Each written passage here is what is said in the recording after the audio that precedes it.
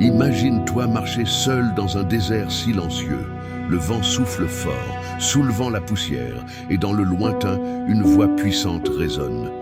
Repentez-vous, le royaume de Dieu est proche. Cette voix ne vient pas d'un roi, ni d'un prophète vêtu de soie. Elle vient d'un homme étrange, vêtu de poils de chameau, vivant parmi les rochers, mangeant du miel sauvage et des sauterelles. Il ne cherche pas à plaire, il dit la vérité même si elle dérange. Et cette vérité va l'emmener jusqu'à la prison, et même à la mort. Son nom, Jean-Baptiste, un homme que les foules craignaient, que les rois redoutaient, mais que le ciel a honoré. Dans cette vidéo, tu vas découvrir l'histoire vraie, puissante et bouleversante de celui qui a préparé le chemin pour Jésus. Un homme que Dieu lui-même a envoyé. Un homme qui a crié la vérité jusqu'à ce qu'on le fasse taire. Mais attention, ce n'est pas une histoire douce. C'est une histoire de courage, de feu, de foi, de confrontation avec le mal et d'un appel à changer de vie. Alors, reste bien jusqu'à la fin, parce que cette voix dans le désert, elle pourrait bien parler encore aujourd'hui. À toi. Un instant, c'est ta première fois ici, n'est-ce pas? Si cette vidéo est arrivée jusqu'à toi, ce n'est pas un hasard. Ici, nous partageons des histoires bibliques qui peuvent transformer ta vie. Abonne-toi maintenant et active la cloche, car ce qui arrive sera encore plus puissant. Tu ne voudras pas le manquer. Et laisse ton j'aime. Cela aide à ce que plus de personnes découvrent ce message. Ne reste pas juste spectateur. Rejoins cette communauté de foi. Clique et abonne-toi dès maintenant. Maintenant, nous entrons vraiment dans l'histoire. L'annonce miraculeuse de la naissance de Jean-Baptiste. Imaginez-vous dans un coin paisible de la vieille Jérusalem, il y a plus de 2000 ans. Dans ce lieu rempli de traditions et de silence sacré, vivait un homme du nom de Zacharie, un prêtre fidèle à Dieu, déjà âgé. Il était marié à Élisabeth, une femme douce, juste, mais stérile. Tous deux étaient avancés en âge et n'avaient jamais eu d'enfant. Mais leur histoire allait changer à jamais. Un jour, c'était à Zacharie d'entrer dans le temple de Dieu pour y offrir l'encens. Une tâche sacrée qui n'arrivait peut-être qu'une fois dans une vie. Il entre donc dans le lieu saint, le cœur rempli de respect et d'émotion. Tandis que le peuple priait dehors, dans un silence profond, une lumière soudaine éclaire le sanctuaire. Et là, un ange du Seigneur lui apparaît. C'est Gabriel, le messager céleste. Zacharie est bouleversé, saisi de crainte. Son cœur bat fort, il tremble, ne sachant que penser. Mais l'ange le rassure avec ses paroles pleines de puissance. « N'aie pas peur, Zacharie, car ta prière a été entendue. Ta femme Élisabeth t'enfantera un fils et tu l'appelleras Jean. » Imaginez la surprise. Un enfant, à leur âge, mais l'ange ne s'arrête pas là. Il ajoute que cet enfant sera grand devant le Seigneur, qu'il marchera rempli du Saint-Esprit dès le ventre de sa mère, et qu'il préparera le peuple pour la venue du Messie. Mais Zacharie, comme beaucoup d'entre nous l'auraient fait, doute. Il demande un signe. Comment cela pourrait-il arriver? Et Gabriel lui répond avec une autorité divine. Parce que tu n'as pas cru à mes paroles, tu seras muet jusqu'au jour où cela arrivera. Et aussitôt, Zacharie ne peut plus parler. Il sort du temple et les gens comprennent qu'il a vu quelque chose d'extraordinaire, car il leur fait des signes, mais ne peut prononcer un seul mot. Peu de temps après, Élisabeth tombe enceinte, exactement comme l'ange l'avait annoncé. Elle se cache pendant 5 mois, remplie d'émerveillement et de gratitude, disant dans son cœur « Voici ce que le Seigneur a fait pour moi. Il m'a enlevé ma honte. » Ce moment marque le début d'une promesse accomplie, le commencement d'un appel divin, car ce fils qui allait naître allait ouvrir la voie au Sauveur du monde. Et ainsi commence la véritable histoire de Jean-Baptiste, un enfant annoncé par le ciel pour une mission que seul Dieu pouvait concevoir. La naissance de Jean et la prophétie de son père Zacharie. L'histoire continue et elle devient encore plus merveilleuse. 9 mois après la visite de l'ange Gabriel, le moment tant attendu arrive. Élisabeth met au monde un fils. Malgré son âge avancé, malgré tout ce que les gens pensaient impossible, Dieu a tenu sa promesse. Le village s'anime. Les voisins, les parents, les amis accourent chez Zacharie et Élisabeth. Ils sont remplis de joie. Après tout, une femme si âgée qui donne naissance à un enfant, c'est un miracle évident. Et tout le monde pensait que ce petit garçon allait porter le nom de son père, Zacharie, comme le voulait la tradition juive. Mais voilà que, contre toute attente, Élisabeth prend la parole avec assurance et dit « Non, il s'appellera Jean ». Les gens sont confus. Jean, ce nom n'est dans aucune des générations de la famille. Alors pour trancher, il se tourne vers Zacharie. Rappelez-vous, depuis sa rencontre avec l'ange, il est resté muet. Pendant 9 mois, il n'a pas pu prononcer un seul mot. Mais à ce moment précis, il demande une tablette. Et sous les regards de tous, il écrit clairement. Son nom est Jean. Et là, immédiatement, sa bouche s'ouvre, sa langue se délie, et Zacharie parle à nouveau. Mais il ne dit pas n'importe quoi. Il loue Dieu à haute voix, devant tout le monde. Imaginez cette scène. Les invités reculent d'un pas, stupéfaits. Un silence sacré tombe sur la maison. Ils viennent d'assister à un miracle, et ils le savent. Une seule question commence à se répandre parmi eux, comme un murmure puissant. Que sera donc cet enfant? Et c'est là que le moment devient encore plus profond. Rempli du Saint-Esprit, Zacharie commence à prophétiser. Il ne parle pas selon ses propres pensées, mais inspiré par Dieu lui-même. Il proclame que Dieu a visité et racheté son peuple, qu'il accomplit enfin les promesses faites à Abraham et aux prophètes. Et tournant les yeux vers son bébé, il dit avec des mots puissants et inoubliables « Et toi, petit enfant, tu seras appelé prophète du Très-Haut, car tu marcheras devant le Seigneur pour préparer ses voies, pour donner à son peuple la connaissance du salut, par le pardon de ses péchés. » Ce n'était pas simplement une naissance, c'était le début d'une mission divine. Ce petit garçon allait devenir la voix qui crie dans le désert, celui qui prépare le chemin du Messie. Et alors que les gens quittaient la maison ce jour-là, ils savaient qu'ils avaient vu quelque chose de céleste. Ils ne pouvaient pas encore comprendre toute la portée de ce qui venait de se passer, mais une chose était sûre, Dieu était à l'œuvre. L'enfance de Jean et sa vie dans le désert après cette naissance miraculeuse et la prophétie puissante de son père Zacharie, l'enfant grandit, entouré de la grâce de Dieu. Jean n'était pas comme les autres enfants de son âge. Dès sa jeunesse, on voyait qu'il portait en lui un appel spécial, une mission céleste. La Bible nous dit peu sur son enfance, mais elle précise quelque chose d'essentiel. L'enfant croissait et se fortifiait en esprit, et il demeura dans les déserts jusqu'au jour où il se présenta devant Israël. Luc 1,80. Cela veut dire que dès son jeune âge, Jean s'est retiré dans les régions désertiques, loin du bruit des villes, loin de la foule, pour être seul avec Dieu. Imaginez ce jeune garçon, marchant pieds nus sur le sable chaud, avec le vent du désert soufflant dans ses cheveux. Il n'était pas entouré de luxe ni de confort. Son lit, c'était la terre. Son toit, c'était le ciel étoilé. Mais c'est là, dans le silence du désert, que Dieu formait son cœur.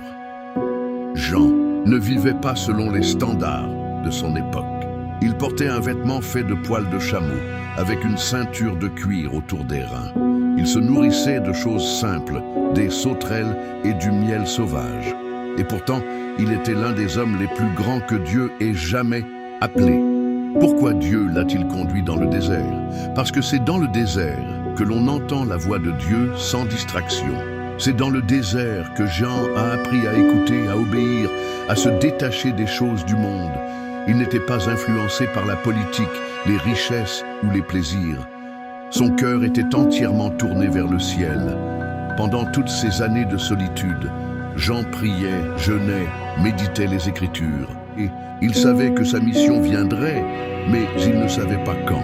Alors il se préparait, jour après jour, année après année.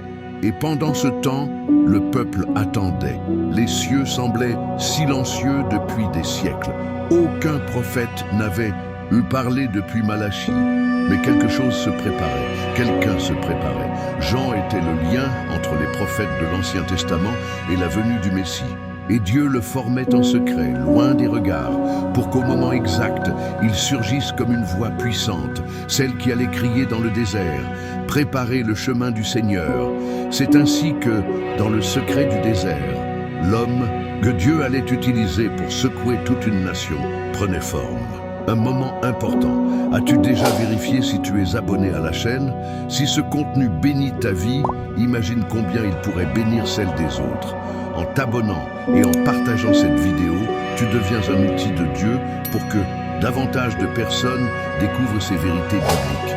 Clique sur « Partager » et envoie ce message à tes amis, ta famille ou à toute personne qui en a besoin.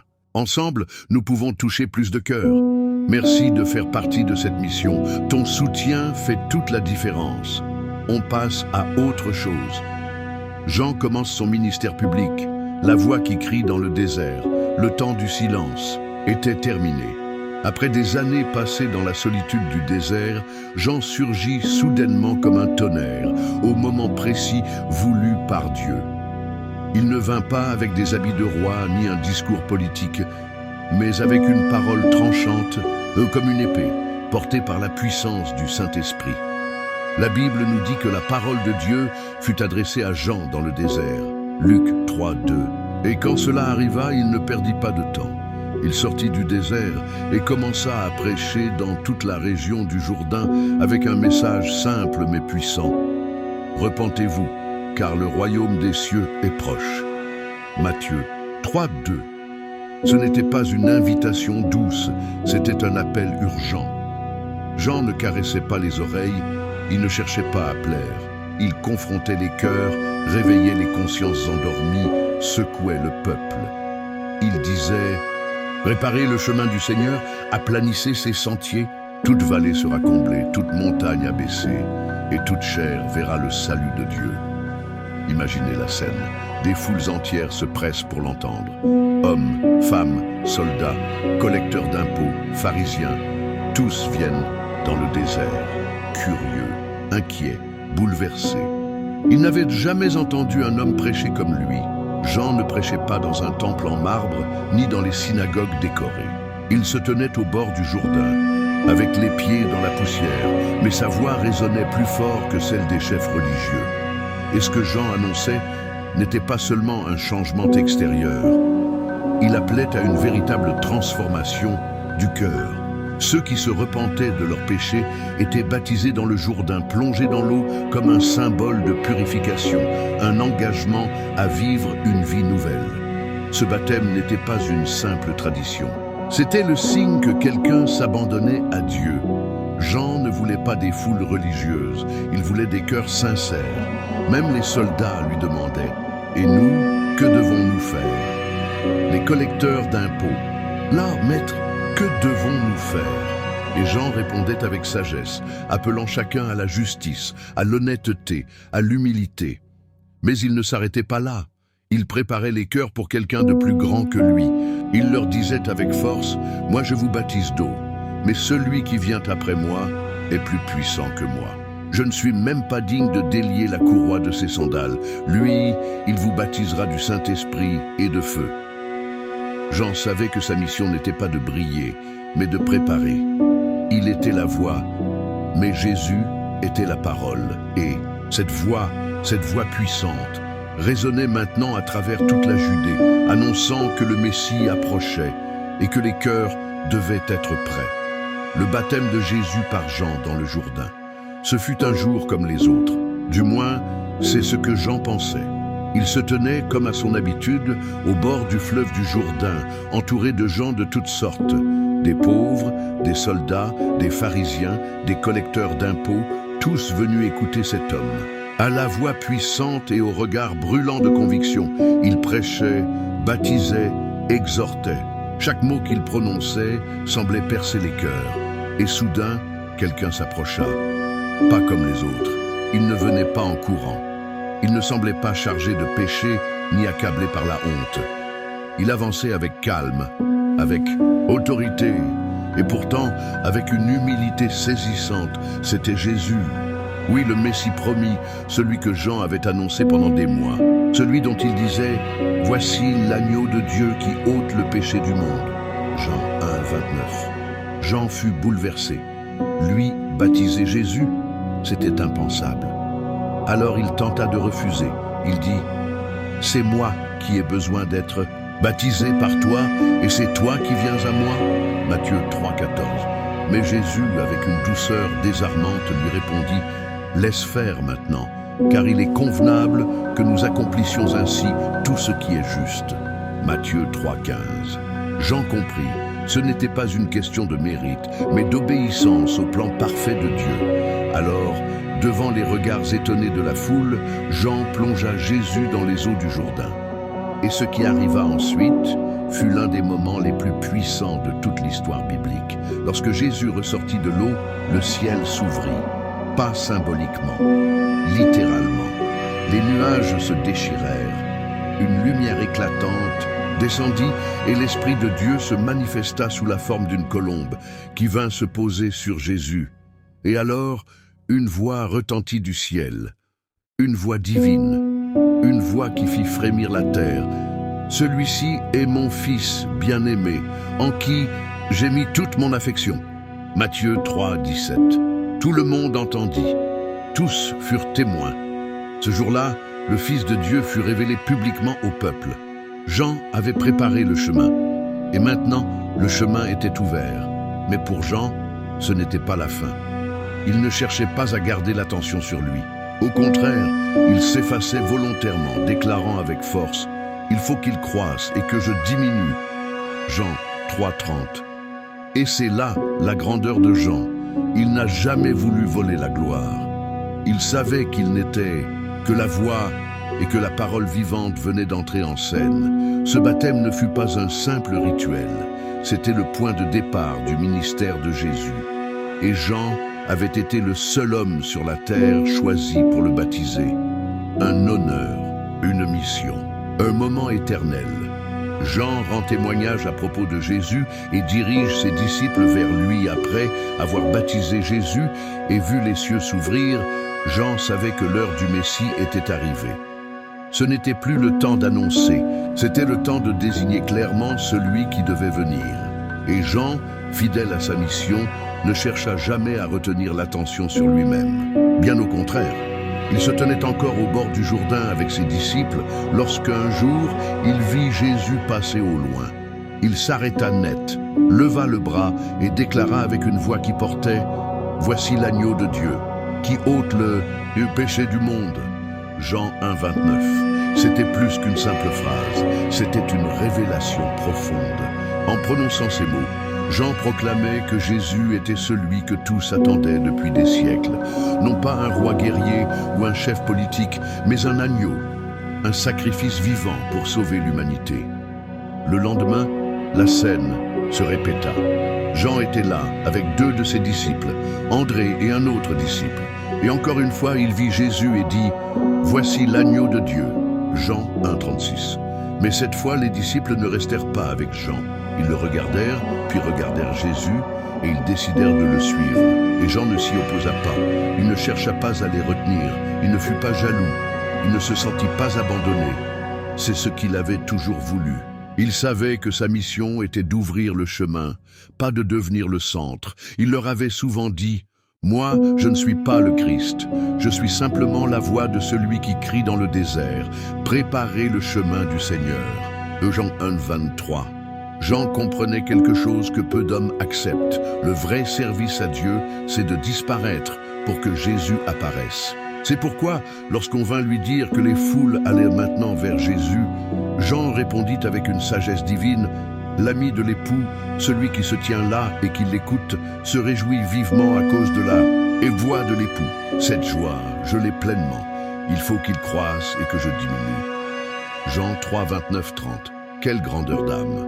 Jean n'était pas là pour construire un empire, ni pour garder une foule, ni pour devenir célèbre. Il était là pour pointer du doigt le Sauveur, pour préparer des cœurs à recevoir Jésus. Et quand il vit ses propres disciples suivre le Christ, il sut que sa mission avançait. Il avait accompli ce que Dieu lui avait confié, rendre témoignage de la lumière. À partir de ce moment, Jean continua à prêcher, mais toujours en s'effaçant. Il savait que le centre de l'histoire, désormais, c'était Jésus. L'agneau de Dieu était là, et tout allait changer. Jean est arrêté. Pour avoir dit la vérité à Hérode, l'histoire prend alors un tournant plus sombre, mais profondément marquant. Jean, l'homme du désert, la voix puissante qui réveillait les consciences, n'avait peur de rien ni de personne. Il prêchait la vérité, même si cela devait lui coûter cher. À cette époque, Hérode Antipas, gouverneur de la Galilée, régnait avec autorité. Il vivait dans le luxe et l'arrogance, mais il avait un point faible, son péché caché. Hérode avait pris pour femme Hérodiade, l'épouse de son propre frère, ce qui était clairement contraire à la loi de Dieu. Jean, fidèle à sa mission, ne se tue pas. Il ne craignait pas la cour royale, ni les soldats, ni les conséquences. Alors, publiquement, il confronta Hérode, en lui disant sans détour, « Il ne t'est pas permis d'avoir la femme de ton frère. » Marc 6, 18. Ces paroles firent l'effet d'une tempête dans le palais. Hérodiade, la nouvelle épouse du roi, fut profondément blessée et humiliée. Elle le détesta dès cet instant.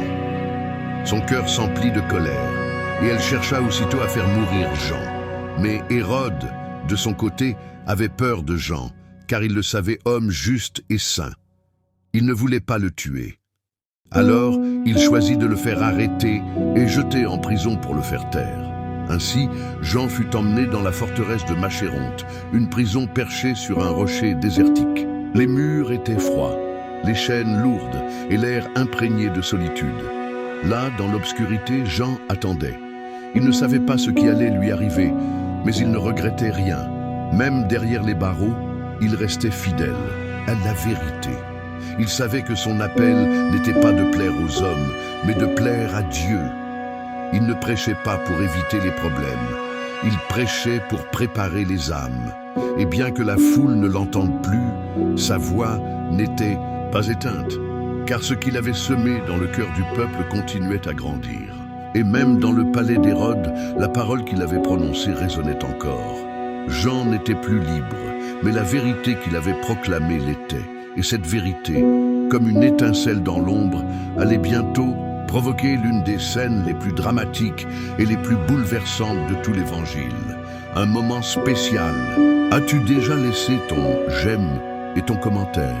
Chaque fois que tu le fais, tu aides ce message à atteindre davantage de personnes qui ont besoin d'entendre ces enseignements bibliques. Clique sur « j'aime » maintenant et commente ci-dessous ce qui t'a le plus inspiré jusqu'à présent.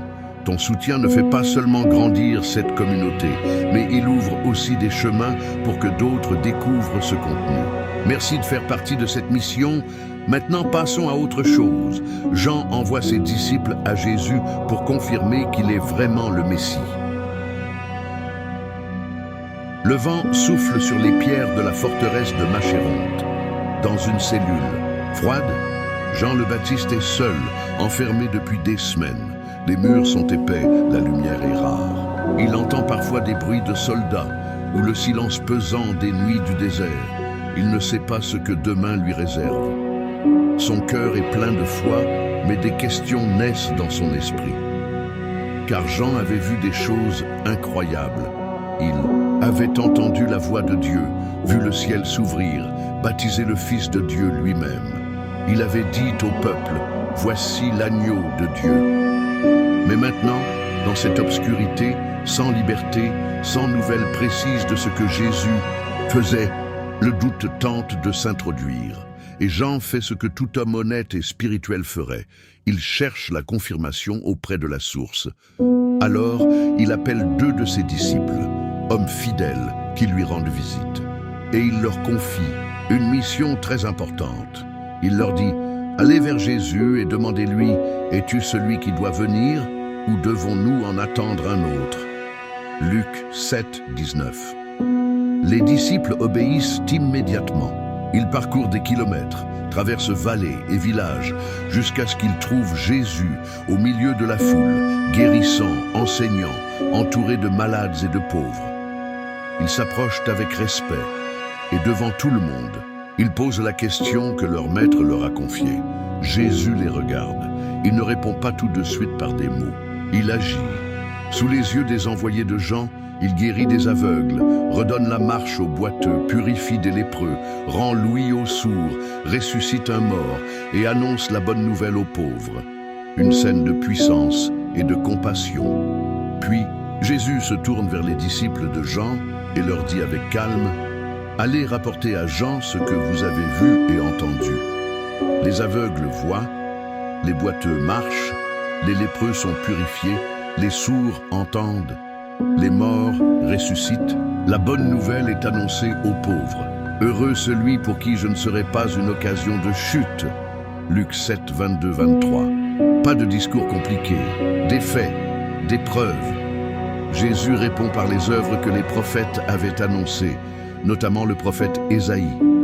C'est comme s'il disait « Dis-lui que tout ce qu'il a cru est vrai, tout ce qu'il a annoncé s'accomplit. » Les disciples repartent, le cœur rempli d'émotion, prêts à transmettre à Jean un message vivant, une réponse qui dépasse toutes les paroles. Et pendant qu'ils repartent, Jésus s'adresse à la foule autour de lui. Il commence à parler de Jean, non pour le rabaisser, mais pour l'élever. Il leur dit « Qu'êtes-vous allé voir au désert? Un roseau agité par le vent? Non, un prophète. Et je vous le dis, plus qu'un prophète, car c'est de lui qu'il est écrit. Voici, j'envoie mon messager devant ta face pour préparer ton chemin devant toi. » Luc 7, 24-27. Et il ajoute cette parole puissante. Parmi ceux qui sont nés de femmes, il n'en a pas existé de plus grand que Jean. Luc 7, 28. Même dans le doute, Jean est honoré. Même dans la prison, il est reconnu comme le plus grand. Pourquoi? Parce qu'il a obéi, parce qu'il a préparé le chemin, parce qu'il a annoncé la vérité, même quand cela lui a coûté la liberté. Ce moment montre que même les plus forts peuvent connaître l'épreuve, mais que la foi trouve toujours sa réponse quand elle se tourne vers Jésus. Et Jean, en recevant ces paroles, a dû sourire dans l'ombre de sa cellule. Il savait alors que le royaume avançait, que la lumière brillait, même s'il ne la voyait plus de ses propres yeux. La mort de Jean-Baptiste, une fin tragique mais glorieuse. L'ombre tombe lentement sur la forteresse de Machéronte. Les murs sont froids, le vent souffle sec dans les couloirs de pierre. Dans une cellule, seul, Jean le Baptiste attend. Il ne sait pas que son dernier jour est arrivé, mais le ciel, lui, le sait.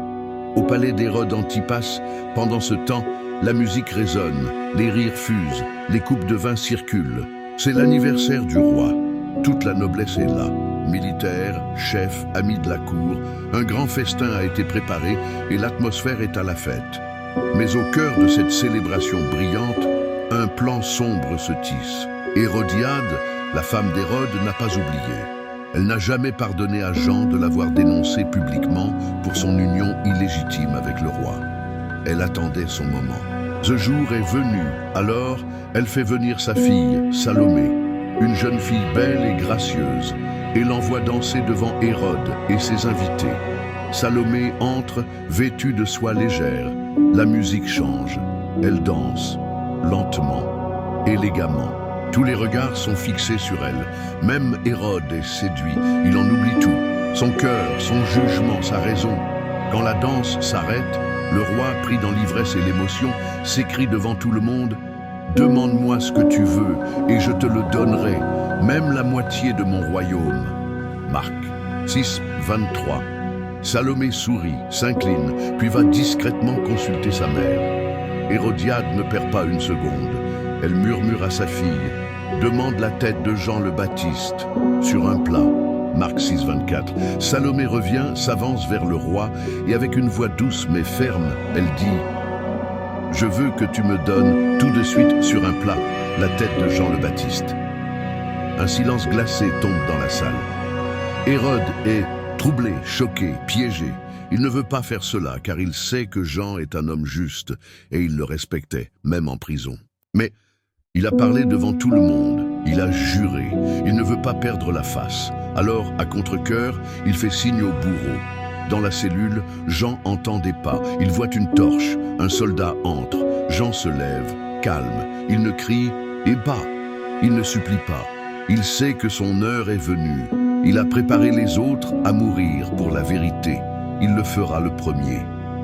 En quelques instants, Jean le Baptiste, le plus grand né d'une femme, le prophète du désert, la voix qui annonça le Messie, est exécuté. Sa tête est apportée sur un plat, comme un trophée macabre, offerte à une jeune fille, puis remise à une femme remplie de haine. Mais ce qu'Hérode et Hérodiade ne savaient pas, c'est qu'en croyant faire taire Jean, ils ont gravé son témoignage dans l'éternité. Peu après, les disciples de Jean vinrent chercher son corps. Ils l'enveloppèrent avec respect, le portèrent hors de la forteresse et lui donnèrent une sépulture digne avec des larmes, mais aussi avec une profonde paix. Et ils allèrent raconter tout cela à Jésus. Et Jésus lui-même se retira dans un lieu désert, attristé et touché par la mort de son précurseur. Car Jean n'était pas seulement le messager, il était aussi l'ami de l'époux. Et jusqu'à aujourd'hui, l'écho de sa voix traverse les siècles. Préparez le chemin du Seigneur, car même si on peut faire taire la voix d'un homme, on ne peut jamais faire taire la vérité qu'il a portée. L'héritage éternel de Jean-Baptiste, un homme, une mission, une mémoire vivante. La voix de Jean le Baptiste s'est tue dans le désert, mais son message, lui, ne mourra jamais. Car même après sa mort tragique, l'impact de sa vie continue de résonner dans les évangiles et dans les cœurs de ceux qui cherchent Dieu. Jean n'était plus là. Son corps avait été mis au tombeau par ses disciples, avec dignité. Mais le souvenir de ses paroles brûlait encore, comme une flamme vive dans la mémoire de tous ceux qui l'avaient entendu. Et Jésus lui-même, après avoir appris la nouvelle de sa mort, se retira à l'écart, dans un lieu désert. Il était profondément ému, car Jean n'était pas un homme comme les autres. Il était le dernier des prophètes de l'Ancienne Alliance, le lien vivant entre l'attente et l'accomplissement. Et Jésus, devant une foule attentive, a parlé de lui avec une autorité et un respect que peu ont reçus dans les Écritures. Il leur dit: « Qu'êtes-vous allés voir dans le désert ? Un roseau agité par le vent. Un homme vêtu d'habits somptueux ? Non, vous êtes allés voir un prophète. Et je vous le dis, plus qu'un prophète. » Luc 7, 24, 26.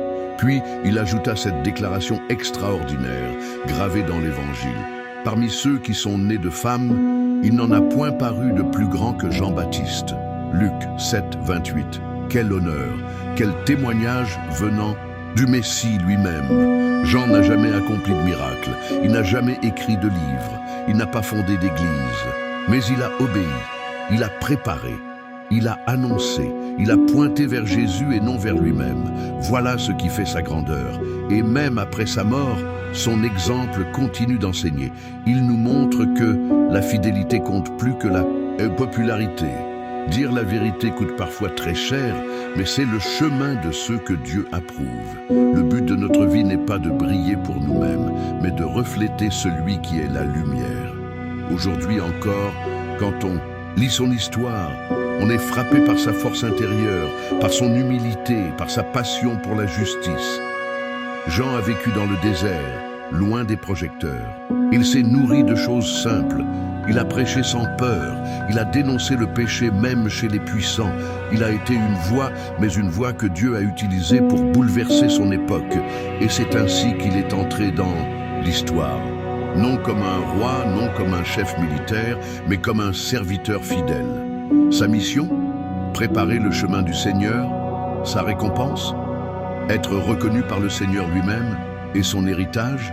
Il vit encore aujourd'hui, chaque fois qu'une voix s'élève pour dire « Repentez-vous, car le royaume de Dieu est proche ». Car Jean le Baptiste a peut-être perdu sa tête, mais il n'a jamais perdu sa vision. Et c'est pour cela que son nom restera gravé à jamais dans le cœur de ceux qui aiment la vérité. Avant de terminer, assure-toi que tu es déjà abonné à la chaîne. En le faisant, tu ne recevras pas seulement plus de contenu pour enrichir ta foi, mais tu aideras aussi ce message à atteindre beaucoup d'autres personnes qui en ont besoin. Active la cloche pour ne pas manquer nos prochaines vidéos et partage ce contenu pour faire partie de cette mission de foi et d'espoir. Merci pour ton soutien. Ensemble, nous pouvons porter cette parole encore plus loin. Tu as vu ? L'histoire de Jean-Baptiste, ce n'est pas juste une vieille histoire de la Bible. c'est une histoire vivante, forte, qui nous parle encore aujourd'hui. Parce que Jean n'était pas là pour lui-même. Il était là pour avertir, préparer et surtout pour pointer du doigt Jésus. Et aujourd'hui, cette mission, elle continue. Alors, reste bien attentif, parce que la voix dans le désert ne s'est jamais vraiment tue. Elle continue de crier à travers les temps.